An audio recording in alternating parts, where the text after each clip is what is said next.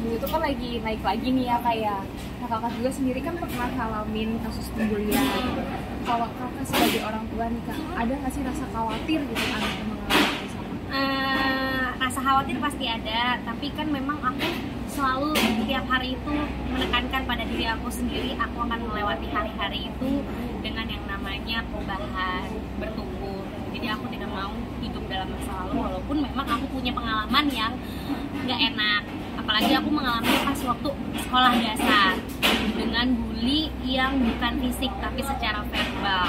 Kekhawatiran tersebut aku rubah untuk menjadi semangat, dimana aku jadi lebih mau ngumpul ke sekolah, ngobrol sama miss. Kalau di sekolahnya anak aku kebetulan masih K1, masih kecil juga, masih TKA gitu ya. Aku di situ memang sudah belajar untuk bisa mengenal apa yang terjadi saat ini, bagaimana hubungan antara anak yang satu dengan anak yang lain, anakku dengan anak yang lain. Berusaha juga udah mulai mengenal orang tua murid. Jadi aku bisa tahu kadang-kadang kan karakter anak-anak itu kan berubah-berubah. Di rumah dia A, di luar dia jadi B. Jadi aku harus sering melihat itu untuk menepis rasa khawatirku supaya tidak terlalu protect too much, karena apapun yang berlebih itu tidak baik kan. Sedangkan pada saat dulu aku diprotect too much sehingga aku tidak bisa bebas untuk kayak melihat dunia lebih luas, melihat segala sesuatu yang baik dan buruk secara universal. Karena memang kan aku pas kecil itu sekolah sambil bekerja sambil bernyanyi. Bernyanyi jadi hobi yang ternyata jadi pekerjaan. Dan itu beda banget kalau pas waktu kecil dulu. Jadi profesional itu udah aku alamin pas waktu kecil, berusaha untuk berperilaku profesional yang benar. Dan aku takut berbuat salah, walaupun memang di dunia lingkungan aku dianggap lain, agak lain gitu kan. Jadi aku harus benar-benar melawan itu dengan, memang ada titik terhenti aku gitu, trauma gitu kan. Tapi aku lawan dengan cara aku banyak bergaul dan akhirnya aku cuma melakukan hal yang tidak produktif itu di masa-masa aku yang pas aku kecil berhenti sekarang menjadi penyanyi. SMP SMA mulai produktif lagi, belajar lagi, masuk kelas, masuk ekstrakurikuler yang bikin aku percaya diri. Jadi akhirnya aku nyemplungin anak buat lebih percaya diri untuk ikut aku ke semua kegiatan yang ada ibu dan anaknya. Jadi akhirnya aku merasa, oh ya, kita bisa ketemu sama emak-emak yang mungkin ada tipe yang dimana di situ nano-nano, yang dimana di situ aku perkenalkan anak-anak dari segala macam jenis kepribadian yang ada dan ibu-ibu dengan jenis kepribadian yang berbeda. Jadi aku benar-benar kayak akhirnya jadi lebih santai. Mungkin lebih santai karena anakku masih kecil, tapi kan justru 1000 hari pertama anak itu penentuan untuk nutrisi. Belum lagi pas lagi dia playgroup, itu penentuan gimana pembentukan karakternya dia. Jadi aku sekarang jauh lebih tenang sih, belum yang khawatir banget gitu, karena melawan itu semua dengan beredar gitu. Tapi kalau untuk anak sendiri, kakak udah mulai memberitahukan ada loh namanya bully kayak gitu ada nggak sih kakak mulai memberitahu dia? Sebenarnya aku karena tadi udah sempat disinggung, khawatir nggak sih? Jauh lebih santai karena aku juga proses penyembuhan diri aku, efek after dibully pas kecil itu aku jadi orang yang people pleaser, takut berbuat salah. Akhirnya untung aku punya suami yang memang dia itu juga lebih awas gitu. Jadi yang kayak, gue gak mau anak gue selemah elu gitu ya. Jadi emang suami aku agak-agak ini ya, agak-agak ngomong tuh suka bener belak-belakan. Dan akhirnya aku jadi kayak, oh iya ya, gue santai ya gitu ya. Berarti aku bener-bener kayak, udahlah, kan aku juga udah kenal sama orang-orang di sekolah gitu kan. Aku juga udah tahu nih anaknya kayak gimana, udah mulai memperbanyak komunikasi juga sama anaknya gitu. Jadi suami aku yang lebih yang kayak, kalau misalnya kamu nanti ketemu sama anak yang ini bully kamu, atau misalnya dia melakukan kekerasan fisik, kamu balas dulu baru kamu lapor. Kalau aku kebalik, gak bisa gitu dong, dia harus seret langsung ke depan ibu gurunya gitu. Tapi gak ada waktu, balas dulu baru lapor ya. Jadi kayak semacam hal kayak gitu. Jadi ternyata aku mental people pleasernya atau alias malah itu masih ada.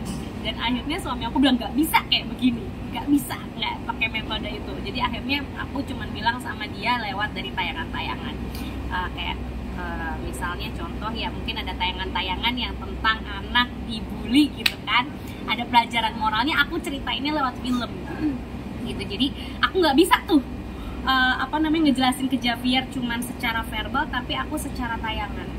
Javier harus lebih berani, jangan kayak Momi itu apa-apa takut, jadi akhirnya apa, lihat kan Momi apa-apa tuh pasti diem-diem dulu baru Momi cengeng. Nah sekarang Javier harus lebih kuat daripada Momi. Jadi aku suka cerita gitu, tapi dalam keadaan dimana dia itu lagi tidak merasa dikasih tahu. Jadi kayak ngobrol sambil makan, ngobrol sambil lagi main game, ngobrol sambil belajar gitu kan. Dari belajar aku tanya, di sekolah ada yang jahatin Javier nggak? Enggak, semuanya baik. Nah terus udah gitu aku juga senang di sekolah aku itu juga udah banyak yang mulai cari-cari, kayak misalnya mama ini sama mama ini itu selalu bikin gerakan orang tua murid yang dimana bisa mensosialisasikan apapun di satu grup dan kayak memberikan saran-saran perubahan untuk ke sekolah tersebut. Jadi akhirnya apapun yang terjadi ke sekolah tuh selalu nyampe ke orang tua murid. Yang itu yang membuat aku jadi kayak merasa kayak tambah santai tapi tetap harus bermawas diri, harus punya batasan, harus juga kayak tanggap gitu kan. Jadi kalau misalkan aku udah ngeliat anak aku ada goresan gitu kan, aku langsung tanya, ini goresannya kenapa? Oh iya tadi tuh dia lagi rebut-rebutan penggaris sama temennya, jadi kebeset gitu. Jadi alhamdulillahnya masih terkontrol. Tapi kan aku nggak tahu nanti sekolah dasar, SMA atau kuliah nanti seperti apa. Jadi makanya pembentukan karakter itu memang harus dari sejak dini. Tapi kan karena tadi kan masih khawatir ya untuk sekolah kedepannya gitu. Ada nggak sih kriteria tersendiri dalam pemilihan sekolah? Aku itu adalah tipe pemilih yang pertama itu sesuai dengan lokasi dari rumah, karena aku tahu kebiasaan anak itu kalau bangun siang, belum lagi nanti drama-drama ronggeng dia tiba-tiba mungkin dia nggak mau tepat waktu, belum lagi bangun tidur kan anak-anak pada pusing, susah dimandiin. Jadi aku kriteria khusus itu adalah pertama adalah sistem pendidikannya, dan memang aku juga ngeliat juga materi-materi yang ada di sekolahnya, kurikulumnya. Dan aku nggak bermasalah juga untuk apakah memang aku harus dikhususkan misalnya muslim, kayak aku dulu kan sekolah muslim itu nggak menentukan titik ukur untuk personality atau attitude, itu semuanya bisa dipelajari di mana aja, agama bisa dipelajari di mana aja. Maksudnya dalam artian kalau misalkan memang aku tambahan guru ngaji, ya udah aku tambahin guru ngaji atau aku sendiri gitu. Karena memang sampai saat ini Javier nggak pakai suster gitu kan. Jadi aku memang handle sendiri. Jadi aku nggak terbiasa untuk melimpahkan apa-apa ke orang lain dan nyalain orang lain. Nah cuman memang aku sih bilang sama suami, lebih baik kita berkolaborasi, apalagi memang ada tantangan tersendiri untuk kita punya anak laki-laki. Walaupun memang anak cewek juga ada juga yang aduh takut gue nanti kalau anak cewek bla bla bla. Anak cowok juga lebih besar tanggung jawabnya kan, apalagi dari segi kepribadian mereka yang pasti akan beda-beda ya setiap usianya gitu. Dia akan mengalami fase-fase di mana dia akan mengenal lingkungannya, mengenal lawan jenis gitu kan. Jadi di sini ya support sistem aku ya adalah suami aku, dan aku juga kadang-kadang curi-curi ilmu juga dari nenek kakek yang ibaratnya mami papi aku yang punya anak banyak, kok anaknya bisa ya nano-nano, apalagi anaknya ada 4, masa aku 1 doang nggak bisa. Jadi kadang-kadang support sistem aku ya ada banyak berbicara sama orang tua gitu ya. Walaupun memang sistem parenting tuh sekarang beda, elaboratnya beda. Jadi ya akan lebih baik kalau dikombinasikan. Jadi akhirnya walaupun memang aku tumbuh dalam lingkungan bully gitu ya, aku cuma terhenti sementara. Memang efeknya itu aku punya sifat-sifat yang ibaratnya aku tidak bisa membela diri sampai detik ini. Maka dari itu ya untung dipertemukan jodoh yang bisa membela aku dan membela dirinya. Jadi itu dia. Jadi aku kayak pas dapet suami yang tipe-tipenya bisa membela diri, bisa belak-belakan. Akhirnya aku sekarang jadi bisa berkata tidak dan bisa berkata ya sesuatu yang aku nggak suka. Dan aku bisa mengaku kalau aku salah, aku benar pun aku bisa bela diri sejak aku punya anak. Jadi makanya itu yang aku pikir semuanya itu harus kerjasama untuk bisa menghasilkan personality anak yang baik gitu. Terus Kak, kalau menurut Kakak nih kan lagi ramai soal pembulian di sekolah tuh, ada geng-geng tuh sebenarnya perlu atau tidak nggak sih Kak? Geng-geng itu sebenarnya perlu dibubarkan menurut aku ya. Perlu atau tidak itu balik lagi ke kepentingannya buat apa. Misalnya geng cheerleaders ya oke. Terus geng content creator di anak SMA yang dibentuk dari ekstrakurikuler, itu it's called a geng yang benar yang bisa membawa ke area positif. Cuman kan lagi-lagi kita tuh tahu sosial media tuh banyak. Kalau zaman itu tuh cuma 3, TV ya udah sama radio udah, hidup serba indah karena apa? Tidak kontaminasi. Ya kalaupun ada gosip itu cepat jadi hilang gitu kan. Maksudnya karena semua orang itu dulu itu cuma ada satu sumber. Kalau sekarang sumber-sumbernya pada digoreng-goreng ya sampai gosok gitu kan. Jadi menurut aku ya perlu dibubarkan kalau geng-geng tersebut memang sudah ke arah yang tidak ke education gitu. Tapi kalau misalnya kayak ada gerakan-gerakan untuk ya tawuran gitu-gitu kan bisa dibubarkan. Karena apa? Sekolah itu akan mengawasi, kan pasti sekarang sekolah udah pada canggih, ada CCTV, ada gelagat-gelagat murid, dan selalu di sekolah itu ada dosen atau guru killer. Tujuannya untuk memberantas yang begitu-begitu. Jadi aku setuju gitu. Tapi ya balik lagi gitu. Makanya aku tuh sekarang juga pelan-pelan cari sekolah itu, karena memang kadang-kadang juga ya kayak waktu aku sekolah aku memang sekolah yang berasaskan agama gitu kan.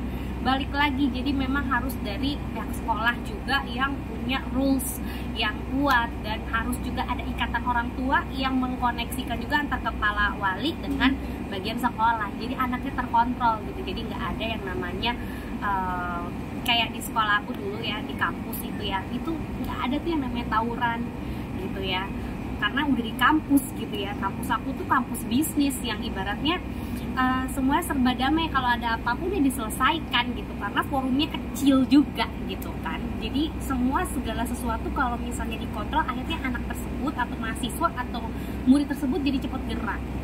Jadi ya balik lagi, jadi kementerian pun juga harus cek sekolah-sekolah. Kalau misalkan juga ada sindikat-sindikat yang kayak ada geng-geng yang mencurigakan, itu cepat-cepat ditanya dan dibubarkan kalau yang tidak berkaitan dengan edukasi. Tapi kalau misalkan dari segi pembulian sendiri nih Kak, menurut Kakak melihat kasus-kasus pembulian saat ini tuh gimana sih Kak? Pembulian saat ini itu sama aja sebenarnya, lebih marah karena kuantitinya lebih besar, karena adanya contoh itu di sosial media yang makanya teman-teman aku sih harap ini jangan ada yang pada repost ya, ataupun memang kalau diburempin pun juga itu jadi ada contoh sebenarnya. Nah, kasus bully itu udah banyak. Kalau ke cowok lebih ke fisik, itu udah hal biasa. Tapi kalau ke cewek lebih ke kayak misalnya ya ada jebakan-jebakan untuk menelanjangi sosok perempuan atau akhirnya jadi bersifat pelecehan. Nah itu harus benar-benar kita bekali anak perempuan kita dari segi agama, dari segi juga kedekatan emosional antara ibu dan anak, bikin anak itu jadi cerita. Nah jangan kayak aku, kalau aku dulu tuh kebanyakan dilarang ceritanya, karena memang aku itu adalah sosok siswa kecil, dan juga aku juga sebagai penyanyi dan pekerja seni saat itu. Jadi aku takut berbuat salah. Mungkin orang tua tuh takut karena aku center of attention, apa-apa dilarang, main sepeda nggak boleh, ke depan nggak boleh, mungkin takut. Kalau zaman dulu kan paparazzi atau apa segala macam. Aku nggak menyalahkan keadaan, tapi mungkin akhirnya aku jadi takut berbuat salah. Akhirnya aku tidak bisa melihat dunia secara utuh. Jadi aku tahu semuanya baik-baik aja gitu. Nah akhirnya sejak aku menikah, aku tahu bahwa dunia ada yang di belahan mana yang kita tuh mesti bisa selektif gitu. Dan akhirnya ya udah, sekarang aku jadi tumbuh menjadi ibu juga yang punya rasa khawatir, yang mungkin orang berpikir wah pasti Cikita trauma nih sama anaknya, nanti anaknya bisa-bisa dibully juga kayak dia. Tapi karena mungkin alhamdulillah aku juga punya support system dengan suami yang ternyata berbeda sama aku untuk self defense-nya, aku jadi lebih percaya diri karena aku nyaman bercerita. Aku nyaman juga untuk menceritakan sesuatu tanpa ngerasa rahasia aku dibongkar. Jadi kita bekerja sama lah gitu ya, untuk bisa membesarkan anak dengan cara kita. Dan emang banyak banget forum-forum sekarang kan udah milenial banget nih, orang tua pada mau ala-ala gadget gitu ceritanya kan. Mereka nggak mau kelihatan otak gue zong banget nih, anak gue udah harus setara sama kayak adik gue ceritanya gitu. Jadi itu yang membuat aku sama suami jadi lebih yakin bahwa anak kita mudah-mudahan bisa diterima di masyarakat, sosialisasinya bagus gitu dan tidak mengalami yang seperti aku. Makasih ya Kak. Iya, sama-sama.